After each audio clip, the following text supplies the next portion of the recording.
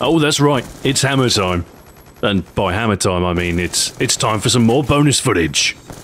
And the best thing about answering all the questions from the hammer video is that the questions from this video predate E3.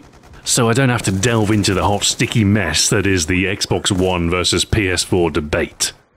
It's pretty clear that as far as the public perception, at least on the internet, is concerned, the PS4, Sony, they've definitely come out on top. But to me, it matters not much, for I have pre-ordered both, and I shall be playing whichever tickles my gaming fancy the most. And let's be honest here, there are some fairly juicy exclusives on both sides of the coin. So yeah, answers to common questions regarding E3. Yes, I'm getting both. No, I'm not going to change my channel name. And if I were to change my channel name, I certainly wouldn't change it to PlayStation Ahoy. I'd go with something that didn't have a platform in it. And finally, no, I do not believe that Microsoft are literally Hitler. But I tell you, some of the vitriol I've seen for the Xbox One, I don't know, it's got a little bit out of hand. So yes, Microsoft have gone for a slightly different DRM model. Your games are now linked to your account rather than the disc that you bought, which does throw up some issues with regards to used games. It does throw up some issues with regards to trading. But there are some concessions, there are some workarounds, and it remains to be seen how effective these things are.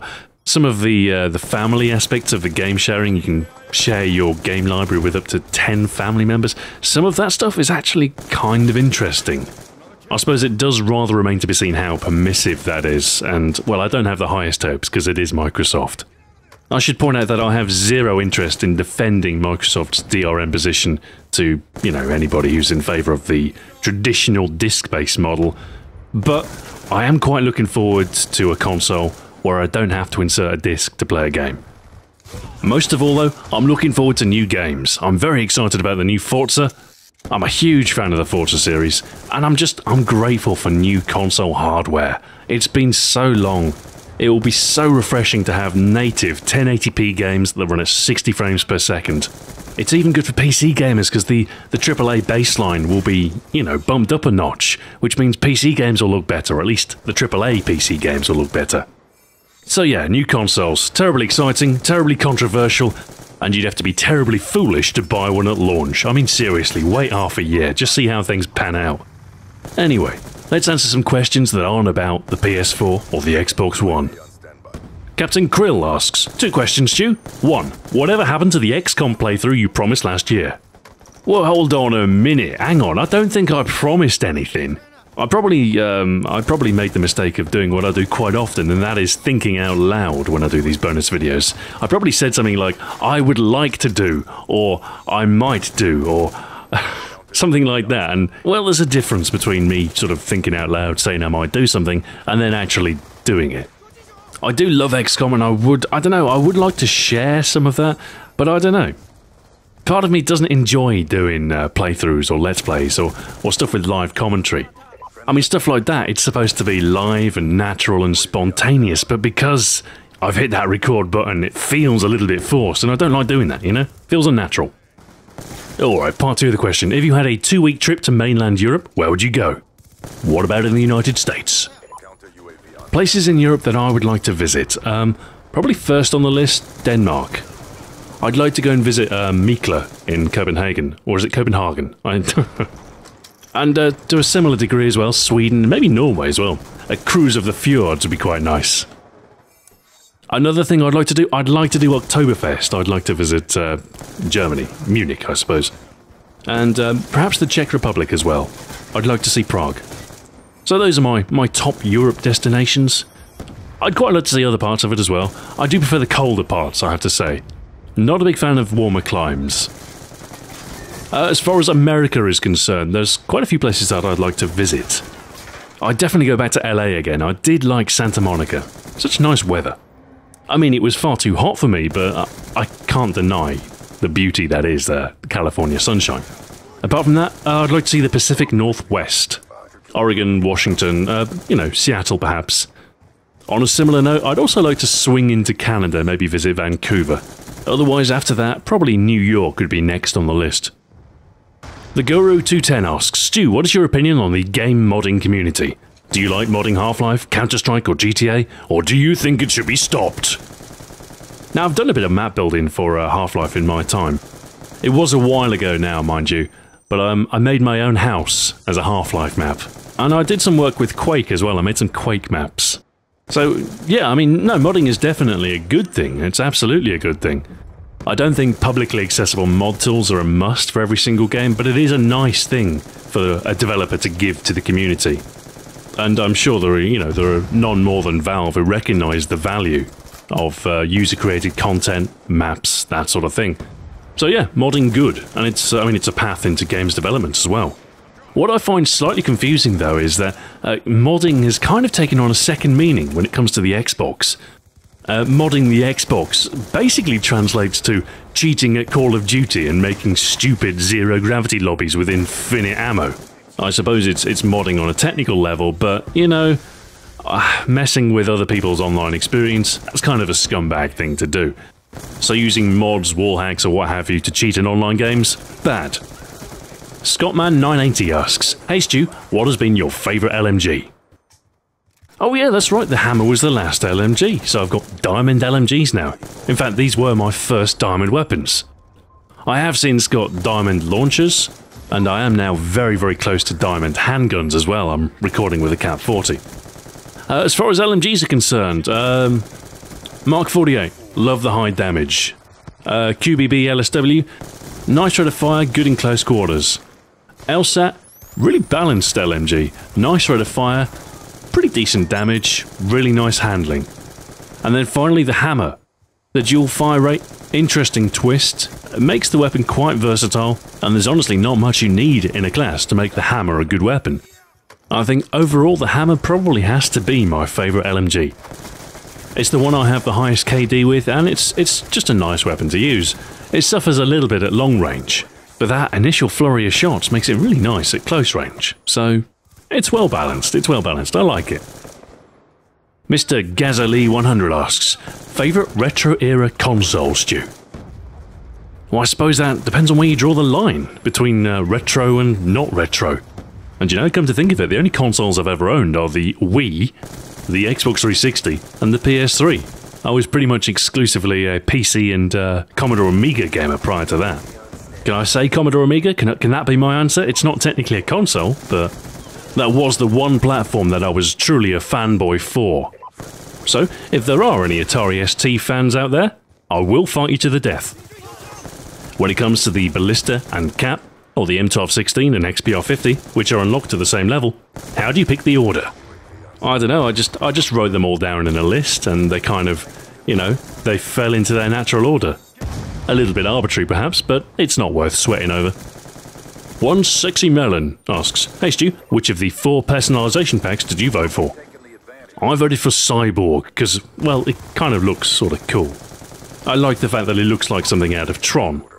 You know, I find it really strange. This Cyborg camo, which was obviously eventually picked as one of the final 2 camos, it's garish, it's about as far from an actual camouflage as you can get. It costs real money, 160 Microsoft points. Yet, when offered to the Black Ops 2 populace, they snapped it up. They loved it. It's bright orange. It glows in the dark. It reveals your position. But no, it seems like everybody's bought it. Everywhere, glowing orange guns. I find it fascinating. It's just kind of testament to the fact that we don't really want camouflages. No, we want bright colours. And the best thing is, we're stupid enough to pay money for them. Victor Adam asks, hello Stu, this is my official question from a designer to another.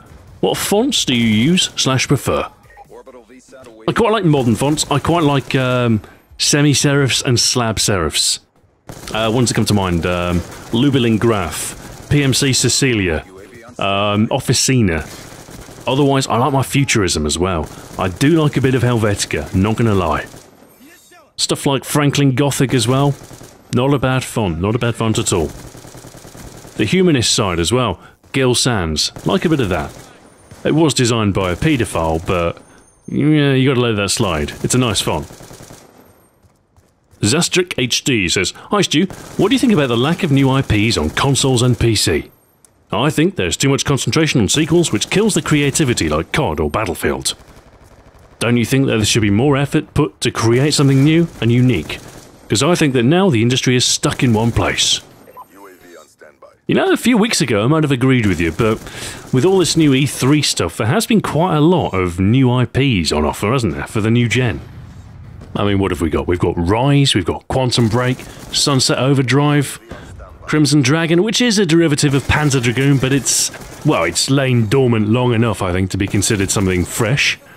You could say the same about Killer Instinct. What else is there? Below, D4, Project Spark, Titanfall. Oh my word, Titanfall. And in a similar vein, Destiny, which also looks really good. Then on the PS4 side of things, you've got The Order, 1886, Knack, Drive Club. I like driving games. I'm looking forward to Drive Club. And I'm pretty confident we'll see quite a lot of new franchises come to light on the new platforms. Of course, the trouble is that sequels tend to sell better than, you know, non-established titles. So once this gen's bedded in a little bit, yeah, we probably will see a return to sort of regular sequels and more conservative games development. But with the new platforms, well, we might as well enjoy the flurry of diversity that they seem to have brought. I mean, the old favourites are still there. COD Ghosts is there, Battlefield 4 is still there. So, yeah, you know, they're all going to be familiar titles. But I'm seeing a lot of new names there, and some of them could be good.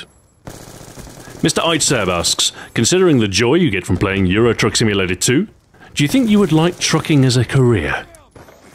The short answer is no. I don't think I would like to be a trucker in real life.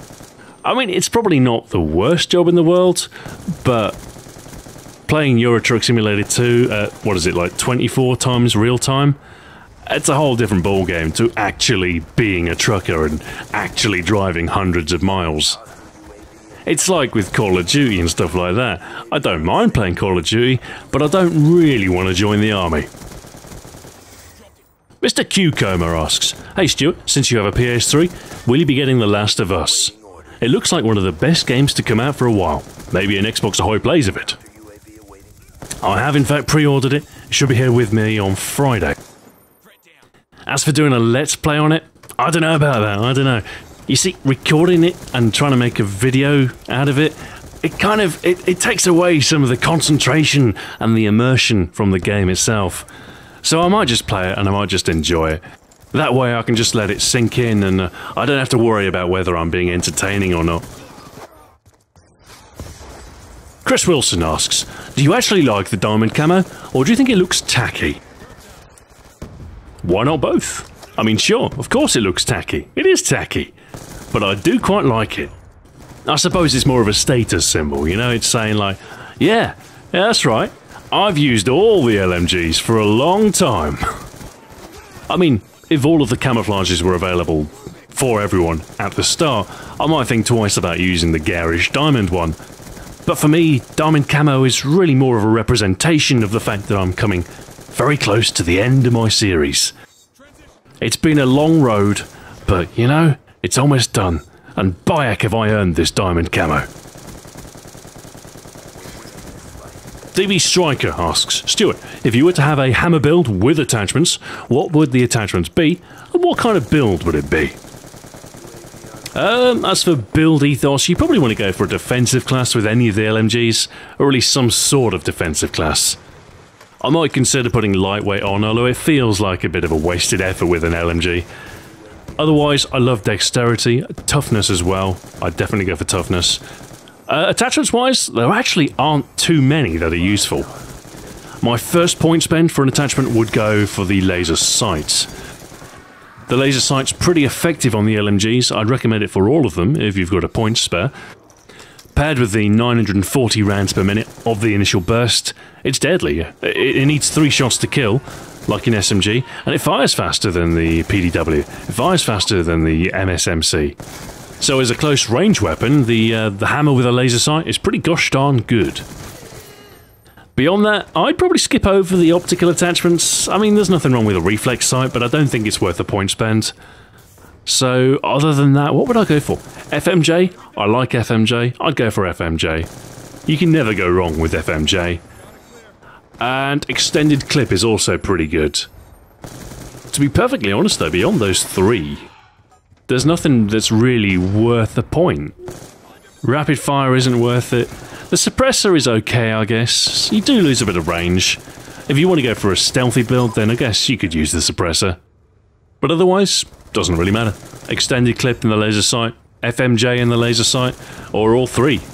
Although I'm not sure if primary gunfighter is worth the point when you could have a bunch of extra perks. Which is, well, that's the build I went for, isn't it? I wanted to do a 6-perk build at least once. And to be fair, of all the weapons that remain, the hammer is probably the most receptive to such a build. It is incredibly flexible, I stand by what I said. Sigil Tangerina says, "Hey Stu, do you like Chips Ahoy?" For those unaware, Chips Ahoy is a brand of cookie sold in America. And you know what? I have tried them. When I was in LA, I actually picked up a pack of the basic Chips Ahoy, just basically chocolate chip cookies, and I have to say, they were pretty disappointing. I mean, compared to a Jaffa Cake, they weren't really that good at all. If there's one thing the British know, it's biscuits. And you're right, you might call them cookies, but really, cookies are just a form of biscuit, so there you go. So yeah, I've tried Chips Ahoy, and they were found wanting. Divine Destroyed asks, "Have you had a good bank holiday weekend?" Well, these questions are pretty old, aren't they? I'm self-employed. I don't get bank holidays. I'm pretty sure I was working that day. In fact, it's highly likely that I was splitting the Scar H clips. So yeah, how's that for a bank holiday weekend? Alright, about time for the final question. Laurence Van Lee asks, "There's another channel called Ahoy Xbox. Is that your second channel, or is he fake?" He's a fraud. Don't believe a word he says, especially not if he promises anything. You'll find nothing but lies and disappointment from that charlatan. Anyway, that wraps up the questions. Well, maybe not all the questions. You're probably wondering where the grenade launcher attachment guide went. Well, the truth is, I rekindled a lost love. I've found myself reacquainted with an old hobby of mine, and that is games development. I've been learning a few bits and bobs, been getting to grips with OpenGL, you know, and all this fancy new technology. And so all of my free time kind of got sucked in by my desire to sort of... I love programming. Programming is such a satisfying thing. You wouldn't think it would be satisfying, but it really can be. It can be quite a therapeutic and rewarding affair.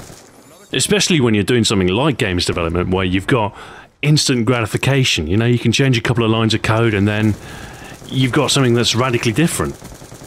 Anyway, I know I talked about a game idea that I had a couple of episodes ago. I'm not working on that.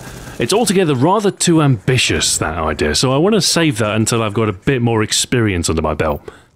Instead, I'm actually redeveloping a game that I did for the Amiga.